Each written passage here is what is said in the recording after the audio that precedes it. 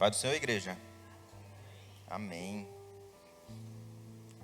Queria que os irmãos abrissem a palavra de Deus em Mateus 25. Eu vou continuar o que eu estava falando semana passada. Semana passada eu falei sobre a parábola das 10 virgens, que fala sobre a permanência com o nosso relacionamento com Deus, que é maravilhoso. E a parábola seguinte, no mesmo tema, que é o que eu vou ler agora, é a parábola dos talentos, mas eu quero falar sobre a permanência no serviço.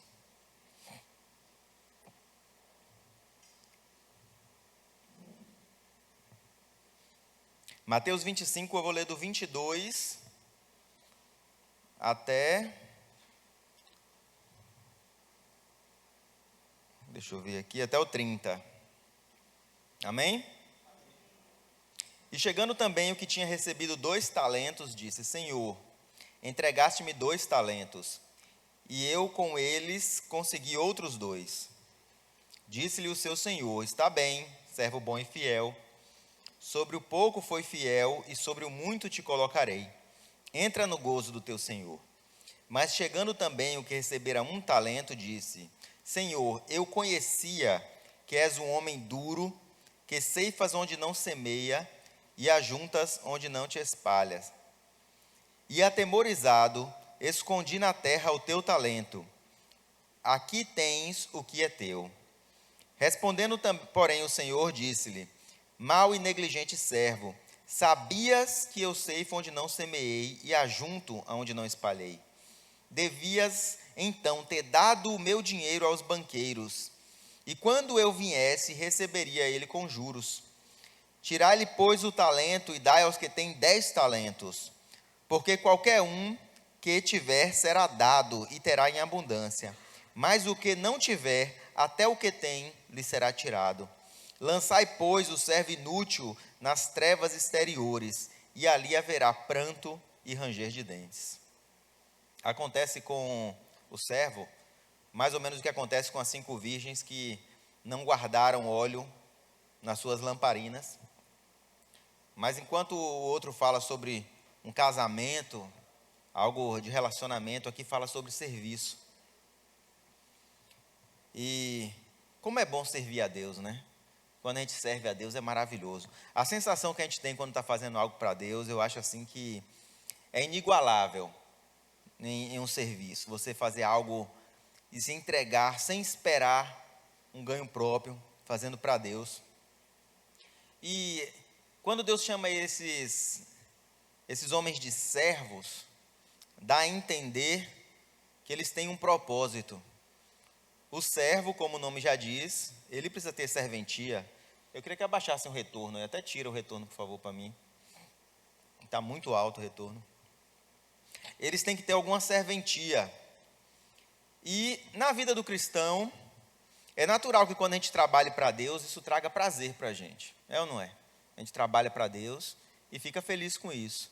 E se a gente está trabalhando para Deus, isso não está trazendo prazer para a gente, tem algo até estranho no servo que trabalha e não traz prazer na sua vida, produzir algo ao seu Senhor. E quando aquele servo recebe aquele talento, ele diz que ele se preocupa com o seu senhor. E ele fala assim: olha, eu me preocupei porque eu fiquei com medo de você ser um senhor que quer colher aonde não plantou e quer ajuntar aonde não espalhou. E Jesus, falando sobre essa parábola, diz que o Senhor vira para ele e fala: Tu bem sabia que eu quero colher aonde não planto e quero ajuntar aonde não espalho. Eu acho interessante essas duas visões da mesma coisa, não é? Tem uma história popular que diz que um cara chegou, trabalhava na companhia de sapato, foi enviado para a Índia, para um lugar onde ninguém usava sapato.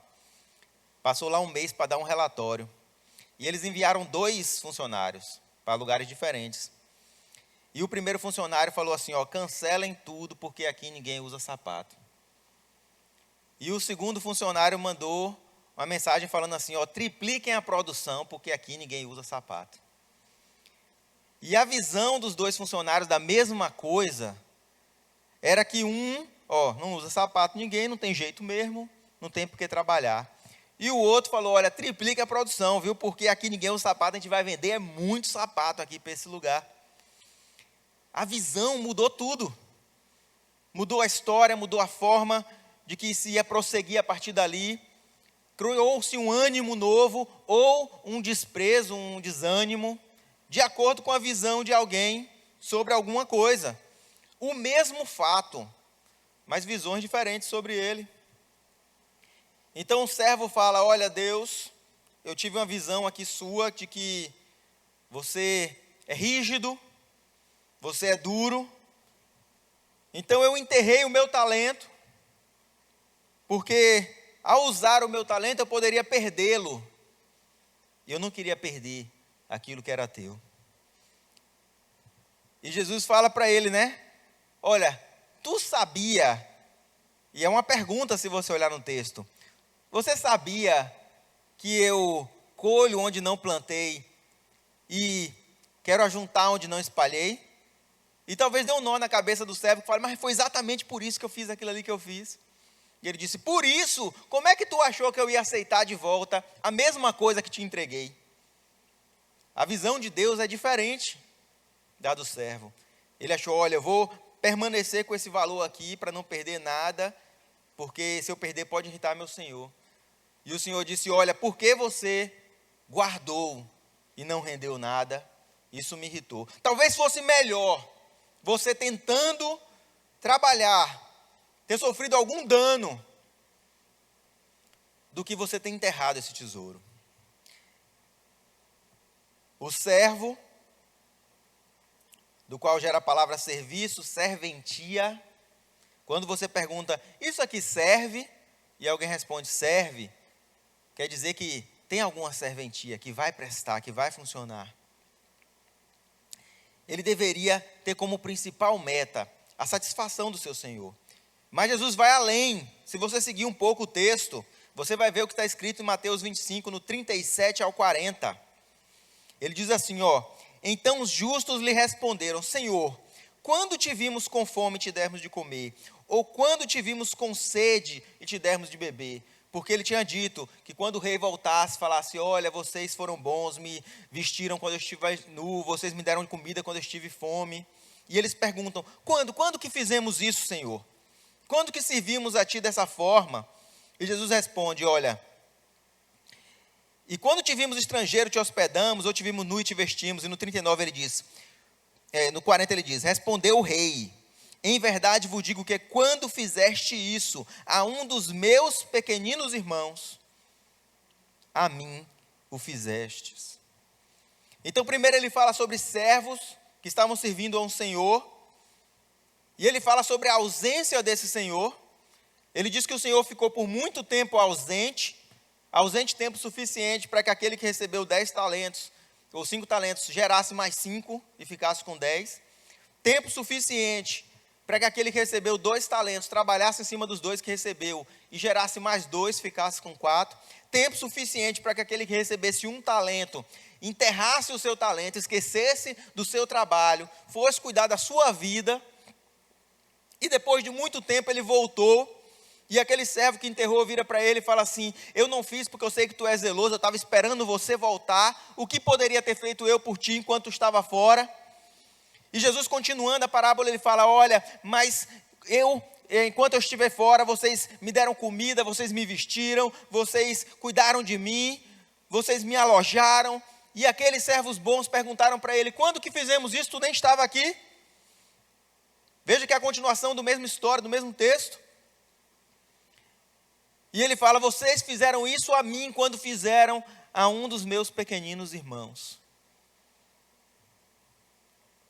E veja que o rei chama aqueles pequeninos de irmãos. Quem está se colocando aqui na história é Jesus. Porque se fosse Deus, chamaria de filhos.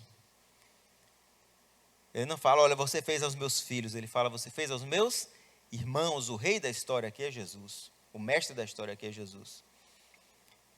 Você fez aos meus pequeninos irmãos. Então, o servo de Deus, ele não só tem como missão fazer algo que tenha serventia a Deus, ele também tem que fazer algo que tenha serventia ao seu próximo. Como fala na parábola do bom samaritano, você precisa ser útil ao seu próximo, e você precisa ser útil a Deus, e é isso para que serve o servo de Deus, e isso deveria ser gratificante ao coração do servo de Deus. Antes disso, ele distribui os talentos, e há um motivo para que todos tenhamos um talento, porque para sermos chamados servos, temos que ter serventia, e para você ter serventia, você tem que ter um talento. Até aquele saco de areia que a gente bota para segurar a porta, tem um talento, ele é pesado. Senão o vento arrastava a porta. E pode parecer que ser pesado seja um talento inútil. Mas quando você quer deixar uma porta aberta, está ventando, meu irmão, você não tem um negócio daquele para colocar na porta, ou aquele negocinho que sola. Toda hora é pei. Aí você abre de novo a porta para não ficar com calor, daqui a pouco pei de novo. E você procura algo que serve, que tem serventia. Então você recebeu um talento de Deus. Um talento para conseguir ser servo, para ter serventia. E você o serve não pelo que você vai receber, mas por aquilo que você já recebeu. Porque sendo servo você já tem um talento. E tendo se aceitado Jesus em seu coração, você também já recebeu a salvação. Agora imagine alguém que já recebeu um talento para servir. Já tem um propósito na casa de Deus. Eu não estou falando nem da casa de Deus aqui na igreja, aqui também, mas estou falando na casa de Deus espiritual, no reino de Deus. E também já recebeu a salvação, que é o mais importante, porque quando aceitamos Jesus, recebemos a salvação. E o que é todo o resto perto da salvação? Nada. Seria melhor perder tudo que nós temos, perder a nossa saúde, até a nossa família, mas sermos salvos. É melhor perder a vida e viver a vida eterna, do que ganhar o mundo inteiro e perder a alma. E a salvação, tão importante para nós já recebemos. E por que o servimos? O servimos pelo que Ele pode nos dar. E olha que Ele pode nos dar muita coisa. Eu não vou mentir para você, não. Deus pode nos dar muita coisa. E Ele é galardoador. Ele tem prazer em dar. Mas não é esse o motivo pelo qual a gente serve Ele.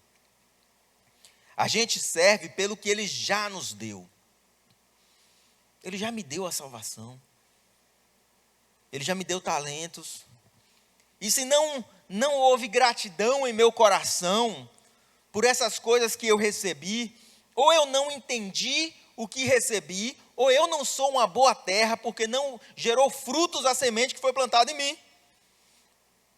Um dos dois.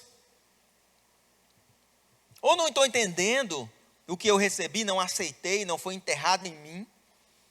Ou então, a terra não é boa. Porque quando você planta amor, você deve colher amor. Contanto que você esteja plantando em boa terra. Porque quando a gente planta em terra ruim, não adianta plantar, você não colhe. Já viu aquela pessoa que você tenta agradar, a pessoa nunca está satisfeita, nunca está agradecida pelo que você faz, não reconhece? Não adianta. Você vai fazer uma vez, vai fazer duas, vai fazer três. Depois você deixa para lá. Cansa, porque não agrada, porque não floresce aquilo que está plantando. Ou então ela não está entendendo o que você está fazendo. Dos dois, um. Mas de qualquer forma, nós não trabalhamos pelo que podemos receber. Nós trabalhamos pelo que já recebemos. Já nos foi pago, já nos foi dado. O talento já estava na mão do servo. Ele não estava pensando assim, olha, quando ele voltar, ele vai me dar algo. Porque ele já tinha algo. Eu imagino o irmão do filho pródigo trabalhando na fazenda do pai. E qual o pensamento dele? O pensamento dele era: quando o meu pai se for, isso aqui vai ser meu.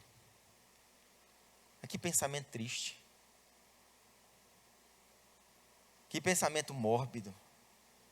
Seria necessário um momento de dor na vida dele, para que ele herdasse aquilo que é dele por direito. Então, à medida que ele trabalha e vê aquela fazenda prosperando, aquilo tudo dando certo, ele também sente a impressão de que aquilo ali só será dele, ele só pode usufruir daquilo no momento em que o pai perder aquilo. Isso não vai acontecer nunca, porque o nosso Pai Celestial é Deus. Você está esperando o fim de Deus? Esqueça. Essa herança não vai chegar nunca. Mas quando ele confronta o pai sobre isso, o pai fala: olha, eu acho que você não entendeu o recado. Tudo aqui já é seu. Já te foi entregue. As bênçãos que Deus tinha para nos dar, nós já recebemos. Talvez você não tenha tomado posse, mas já foi dado, já foi entregue. Talvez ainda não tenha trazido a realidade. E quando eu falo realidade, estou falando ao mundo natural, mundo material. Porque as coisas que Deus faz, as coisas que Deus fala, elas têm que ser trazidas à realidade. Através de Cristo Jesus. Porque a palavra de Deus diz que Ele era o Verbo, e tudo que se fez foi feito através dele.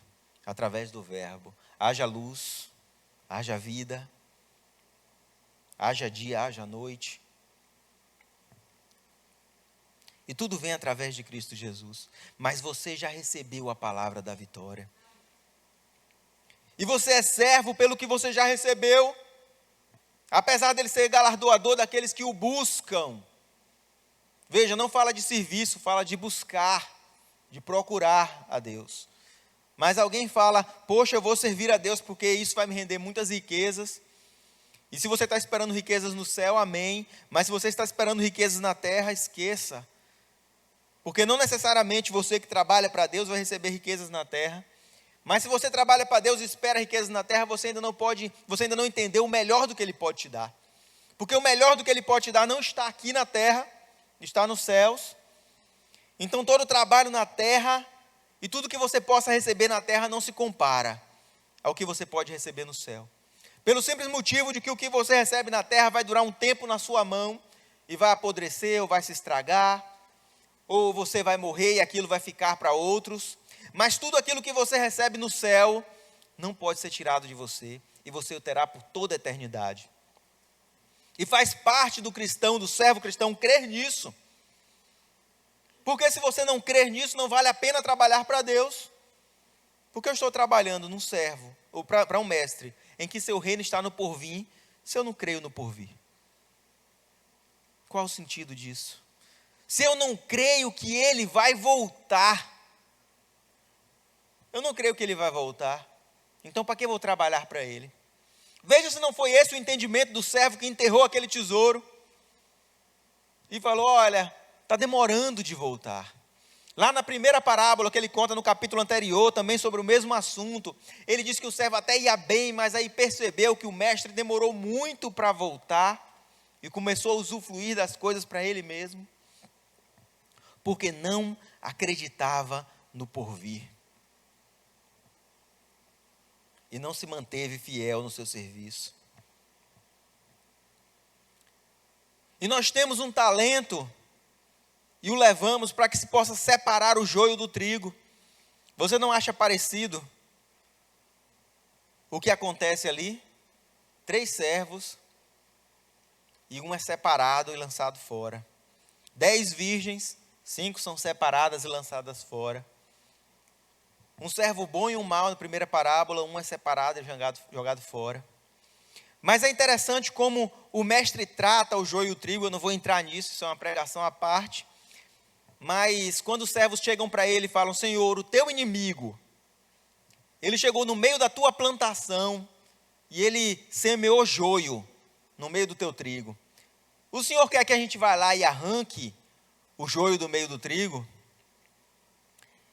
E a forma que o mestre encontra de separar o joio do trigo é maravilhosa. Ele falou: não vá lá e arranque não. Qualquer um de nós, tendo uma lavoura, falaria na mesma hora: vá, arranca. Eu seria o primeiro, eu falaria na memória, vai e arranca. Sabe por quê? Porque eu não quero gastar o meu solo dando nutriente a joio. Eu não quero gastar a minha água regando o joio, porque isso são recursos meus. E eu não quero gastar o meu dinheiro, os meus recursos, entregando eles ao joio. Então arranca logo o joio para que eu possa regar e nutrir o trigo. Mas olha o que ele fala nessa parábola, ele fala assim, ó, não quero que vocês vão lá arrancando não, sabe por quê? Porque pode ser que, enquanto vocês arrancam o joio, sem querer vocês arranquem algum trigo. E isso é maravilhoso, porque qualquer um estaria preocupado com os seus lucros, preocupado com as suas despesas, mas este Senhor está preocupado com o trigo. Ele está preocupado com o trigo. E ele fala assim, não, olha, como eu estou preocupado com o trigo, não vão lá arrancar o joio não, deixa que cresçam. E num determinado momento, o trigo vai se curvar.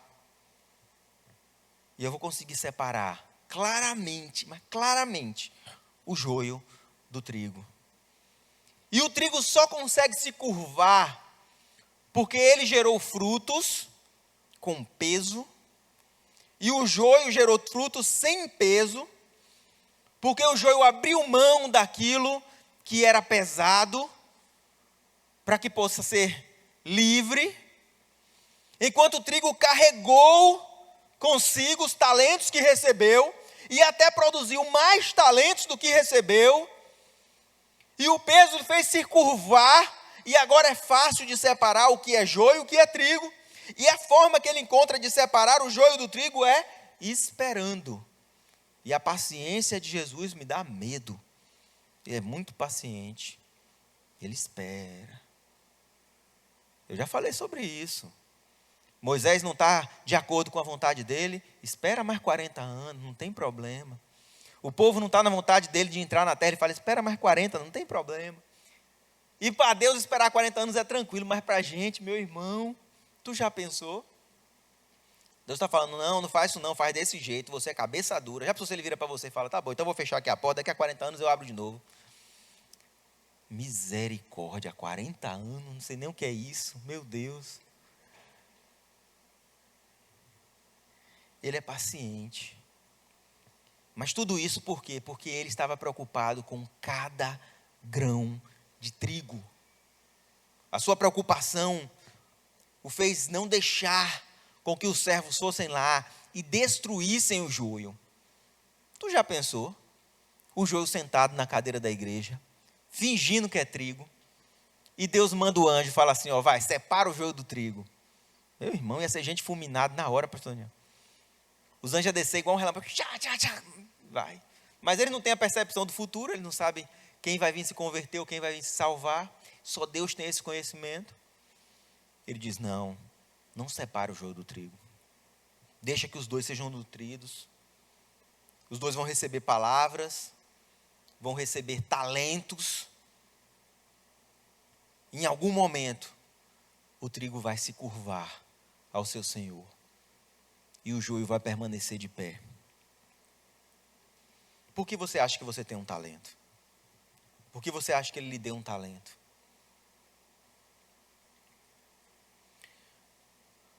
Olha, às vezes nós desejamos fazer algo para Deus, e isso tem que estar no coração de todo cristão, e às vezes aquilo que nós desenhamos no nosso coração não é exatamente o que Deus desenhou para a gente. E a gente precisa entender o que Deus desenhou para a gente. O amor de Deus, ele tem que gerar gratidão dentro de nós.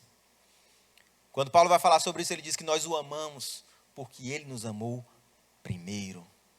Existe um amor antecessor que abriu as portas para nós. Por que ele me amou se eu não amava? Por que ele se despiu de sua glória e veio à terra? Por que ele se entregou se ele era Deus? Por que ele tinha que conhecer a morte se quem pecou fui eu? E por que ele faz isso sem saber se eu vou aceitá-lo? Eu posso ser joio ou ser trigo. E ele veio e morreu. e se entregou e trouxe a sua palavra até mim. E ele diz: eu te amo. E ele traz você até aqui para que eu ouça a sua palavra mais uma vez.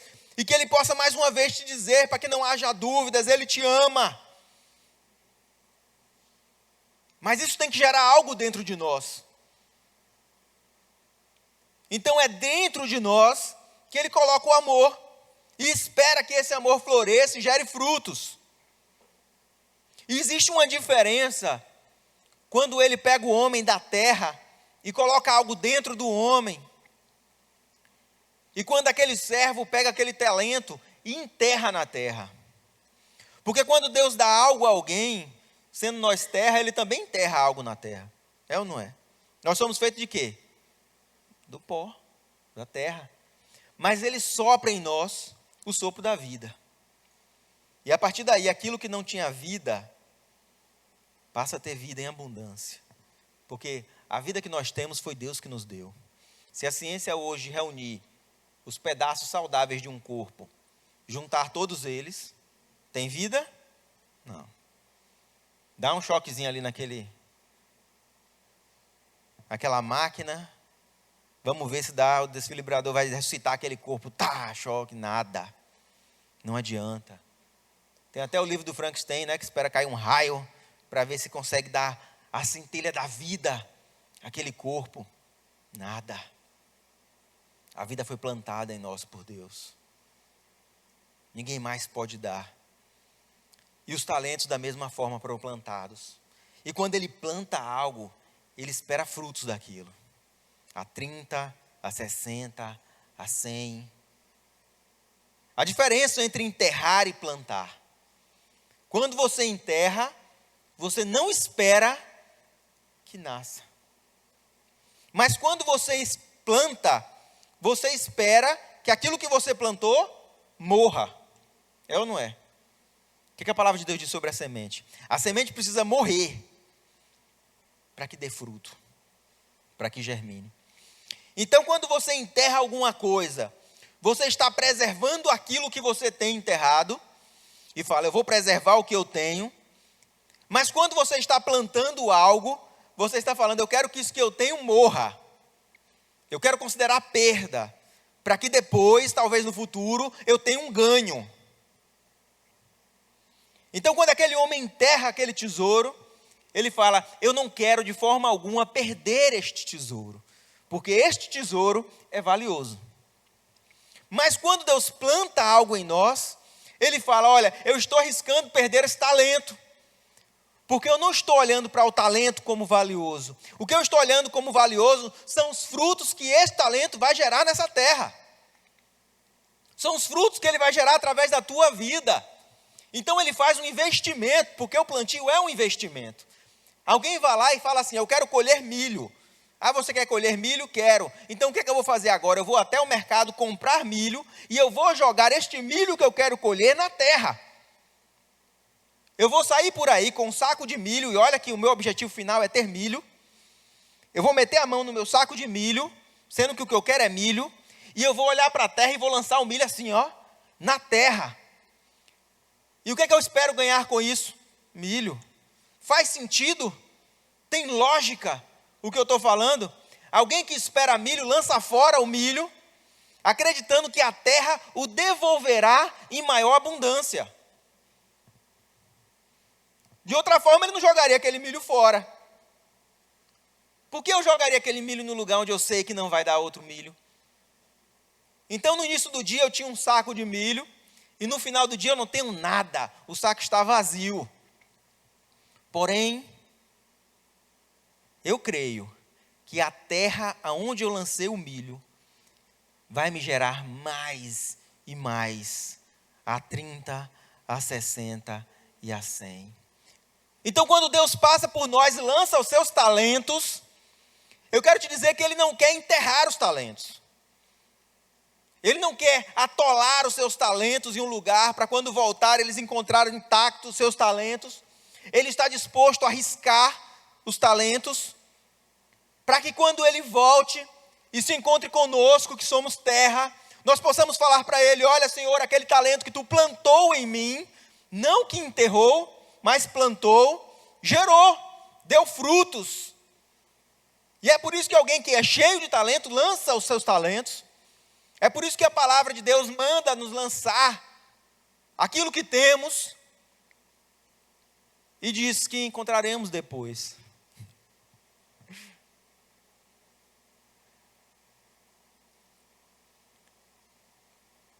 E nós devemos valorizar aquilo que nos foi entregue. Porque quando a terra recebe algo que está enterrado, ela não valoriza aquilo.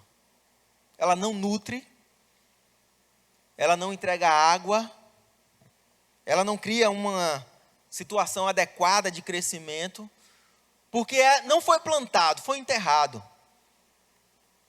Mas quando a terra recebe algo que foi plantada, ela entrega nutrientes àquilo.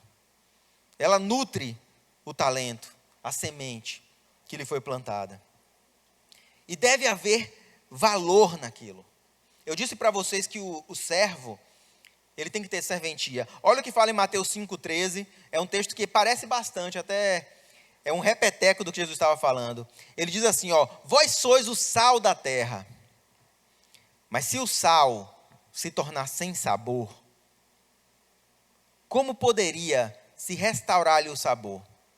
Não presta para mais nada. Senão, da mesma forma que aconteceu com o servo mau, ser lançado para fora e pisado pelos homens. Agora eu quero dizer, meu irmão, que o valor do sal, que é dar sabor, ele é extremamente importante. Mas se eu perguntar hoje para você, se alguém comeu uma colher de sal, alguém pode dizer que comeu uma colher de sal hoje? Alguém comeu uma colher de sal? Você gosta de comer sal? Sal puro? Sal? Ninguém. Ninguém quer comer sal. O que você quer fazer com o sal é colocar ele em outros alimentos para que ele possa dar sabor a outros alimentos. A palavra de Deus também vai dizer no seguinte texto que você é luz. Mas veja que não adianta a luz se não houver outra coisa, outra cor para que ela reflita. E da mesma forma também não adianta o sal se não tiver outro alimento para que ele dê sabor.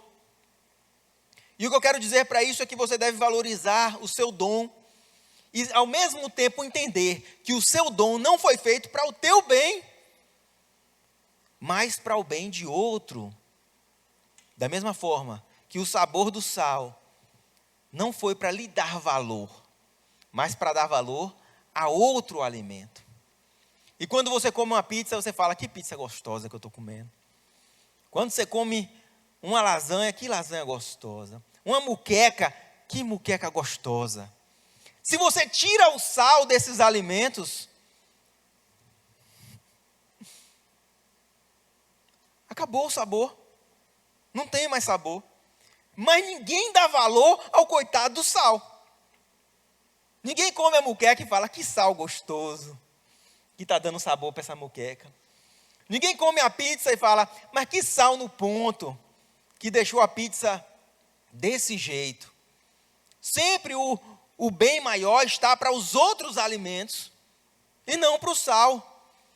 E na vida do cristão é exatamente assim, porque foi assim na vida de Cristo. Ele veio e morreu por nós. Aquele sacrifício foi para dar valor a mim e a você, porque ele já tinha todo o valor. Ele já era filho de Deus, ele já estava em seu trono, ele já coordenava o universo inteiro. O que ele ganhou com isso?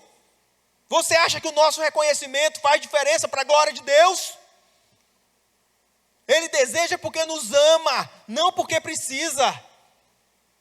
E nos ensina dessa forma. E diz, os teus talentos não são para ti, porque a alegria do servo não vem usufruir dos seus talentos, mas em servir ao seu Senhor.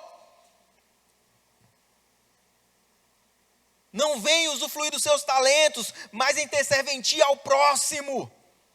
Do mesmo jeito que o sal por si só é só salgado. Mas eu descobri há pouco tempo que até no doce você coloca sal. Eu não sabia disso nunca. Que você coloca sal no doce. Porque o sal abre as papilas gustativas. É brincadeira um negócio desse. Colocar sal no doce. Eu estava botando muito açúcar no café, falei assim, rapaz, eu vou ver um jeito de botar menos açúcar no café, porque eu não conseguia me acostumar. Eu descobri que o sal tira o amargo do café. É brincadeira um negócio desse. Muitos lugares colocam uma pitadinha de sal no café, para tirar o amargo e poder tomar o café com menos açúcar.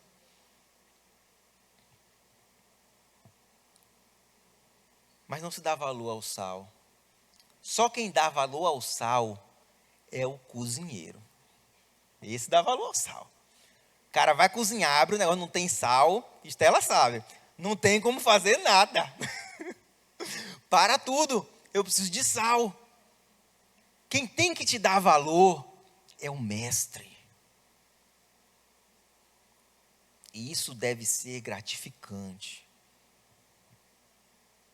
Ele diz: quando você fez a um dos meus pequeninos, a um dos meus irmãozinhos, você fez a mim. O teu talento não te pertence. Ou ele serve para você, ou ele serve para Deus. Ou ele serve para você, ou ele serve ao próximo. Porque não dá para ter dois senhores. Mesmo que um dos senhores seja você mesmo. Ou seja, eu mesmo.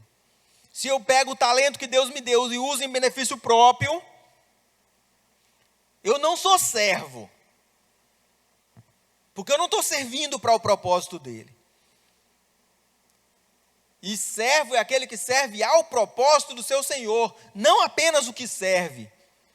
Porque eu posso dizer, não, mas eu estou em serviço, eu estou fazendo isso aqui, mas Deus não te colocou nesse lugar, então não serve, e se não serve, não é servo, está de gaiato. Porque nós precisamos estar onde Deus nos colocou. Meu pai estava falando de uma da pregação de Joyce, ela conta um testemunho, que ela estava sentada num consultório esperando a consulta, enquanto isso ela estava lendo a Bíblia, e um homem chegou e começou a conversar com ela do nada, e começou a perguntar um bocado de coisa da Bíblia, porque viu a Bíblia com ela. E ela chegou no ponto que ela falou: Senhor, faça esse homem calar a boca, porque eu quero ler e meditar na tua palavra. E o Espírito Santo revelou para ela: e qual o propósito de ler e meditar na minha palavra, se não for para compartilhar com esse homem? Existia uma religiosidade que colocava o ler e meditar à frente do real propósito que tem o ler e meditar.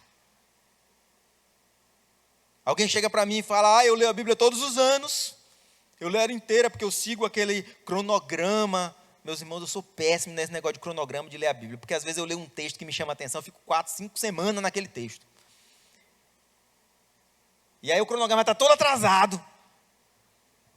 Mas eu ainda estou interessado no texto. Você vê, estou no mesmo capítulo que eu preguei semana passada, não terminei o capítulo ainda, meus irmãos.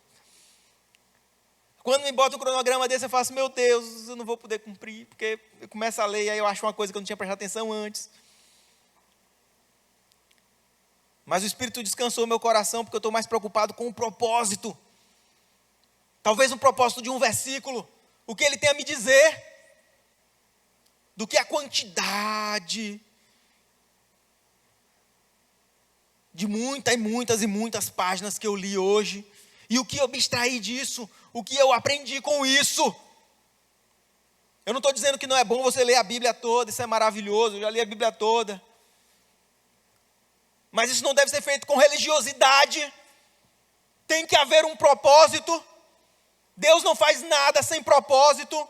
Se você colocou o propósito e eu pergunto: qual é o teu propósito? Você me fala: o meu propósito é ler a Bíblia toda. Eu falo: isso não é um propósito. Isso não é um propósito.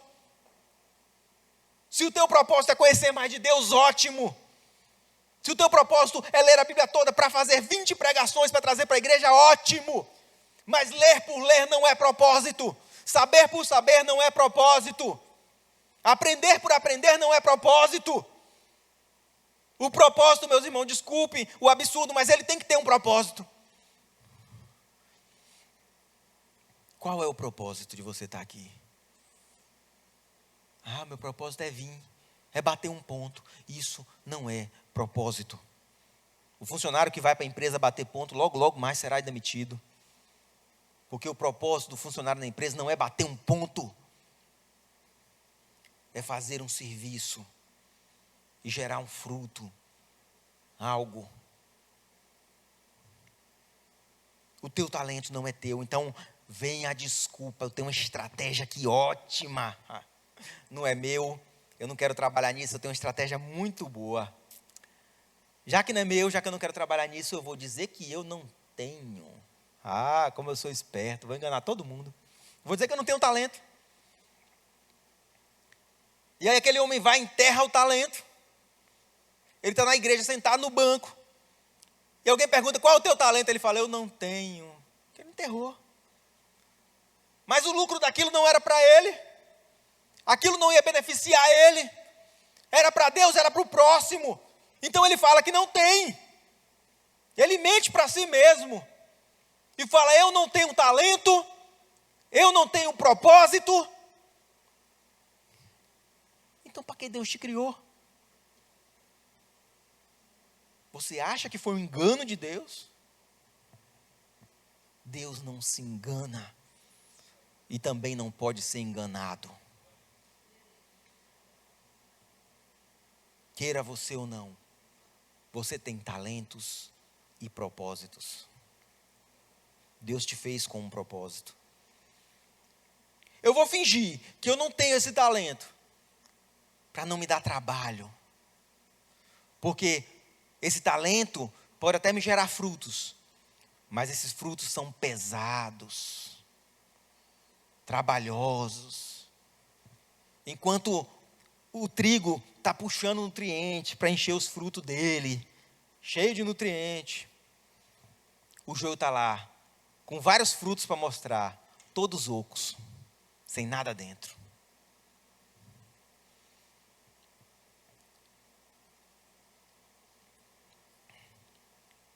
Ou você serve a Deus, ou você serve a você.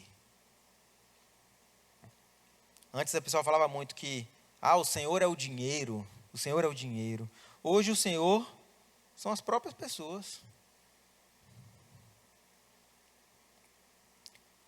O que você busca? Você busca o prazer ou você busca a felicidade? Essa é uma pergunta importantíssima na vida do cristão. Eu não estou falando aqui que prazer não é bom. O prazer é prazeroso, pelo amor de Deus. Todo mundo sabe que prazer é muito bom. Mas qual o objetivo?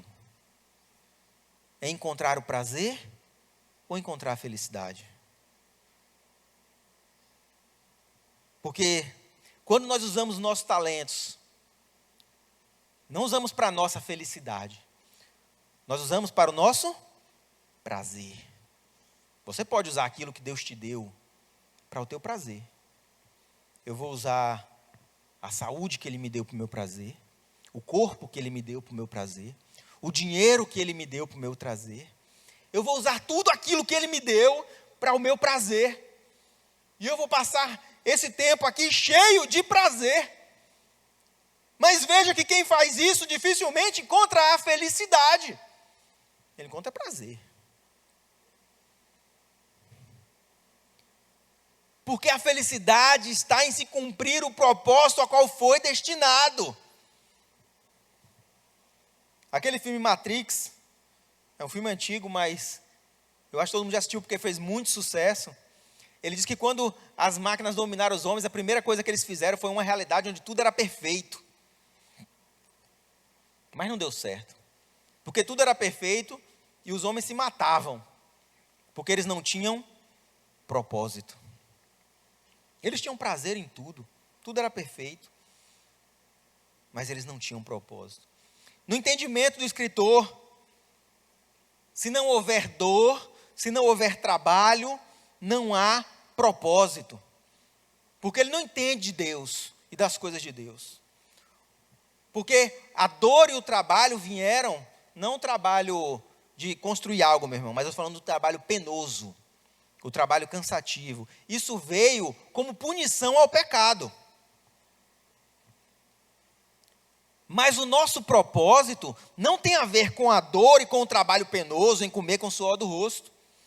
O propósito nosso veio lá do fabricante. Se você compra uma impressora, você pode usá-la como muitas coisas. Você pode usar ela como um suporte para a sua TV, você pode usar ela como um peso para segurar a tua porta, mas o fabricante fez ela para imprimir papel. Você pode usar ela, inclusive, como uma arma para bater na cabeça de quem está te irritando. Mas este não é o propósito que foi feito. E se você bater com ela na cabeça de alguém, pode até fazer uma contusão e você fala, olha, serviu. Mas não é esse o propósito que o fabricante pensou. Quando Deus nos fez, Ele nos fez com um propósito. E apenas esse propósito nos tornará plenos e completos. Não adianta inventar outros propósitos. Por isso, quem busca o prazer não encontra a felicidade, encontra o prazer. E o prazer vem e vai. E a dopamina foi lá para cima e agora ela está lá embaixo. E eu preciso de uma nova dose de prazer. E eu me torno escravo do prazer. Mas eu não consigo ser feliz. Porque eu não entendo o meu propósito. Eu não consigo entender como encontrar a minha felicidade. A nossa felicidade, meus irmãos, não está em nos agradar. A nossa felicidade está em agradar a Deus e ao próximo. É isso que Ele nos ensina. Em agradar a Deus, em agradar o próximo. Nós estamos desapontados com aquilo que não nos foi prometido. Porque nós criamos na nossa cabeça realidades que teriam que acontecer para que nós fôssemos felizes. Enquanto os homens mais felizes da terra mal tinham onde repousar a cabeça, mas eles andavam com Cristo. Acordavam com Cristo. Iam dormir com Cristo. Em qualquer lugar, em qualquer pedra, debaixo de qualquer relento. E pergunte se eles queriam estar em outro lugar. Pergunte se eles queriam as riquezas do mundo. Pergunte se eles queriam algo incrível. Eles disseram, para onde iremos nós? Se só Ele tem as palavras da verdade, as de vida eterna. Para onde iremos? O nosso prazer está em louvá-lo. O nosso prazer está em adorá-lo, em servi-lo, em servir ao próximo, em ter algum propósito no reino de Deus. E se não é assim, tem algo errado conosco. Não com Ele. Conosco. Porque o que nos faz sentir melhor é estar fazendo o bem ao próximo. Não o bom. Não é fazer o bom. Porque o bom é relativo. É fazer o bem. O bem é absoluto. Entenda o local onde o talento florescerá. Porque a diferença entre enterrar e plantar, às vezes tem a ver com o local. Poxa, peguei meu talento, coloquei em tal lugar, não deu nada. Talvez você tenha plantado ele no lugar onde a terra entendeu como algo enterrado. E você precisa de entendimento para isso. O meu talento deve ser aplicado no local certo, na área certa, na intensidade certa. Talento demais mata também. Sabe aquele jogador que é talentoso demais, não deixa o resto do time jogar? O cara é fera, jogou um bocado e o time perdeu. O que adiantou as 30 canetas, os 20 chapéus que ele deu no adversário, se no final o time perdeu? De nada. Saiba o local, Entenda o momento do teu talento. O momento é importante. O momento de aparecer e o momento de sumir. Imagine se o Saulo não soubesse o seu momento e deixasse toda a comida salgada. Não, ele tem um ponto certo. O momento de aparecer e de se apagar para que a outro sabor venha e brilhe. E assim o cozinheiro dá valor ao sal. Entenda o momento. O momento você entende, o local você entende, o propósito você aceita. Você não precisa entender o propósito. Você só precisa aceitá-lo. Eu queria que ele se colocasse de pé. Porque o momento de frustração, um motivo de frustração dentro da igreja, é a resistência em querer entender o propósito. O propósito não é para ser entendido. Ele é para ser aceito.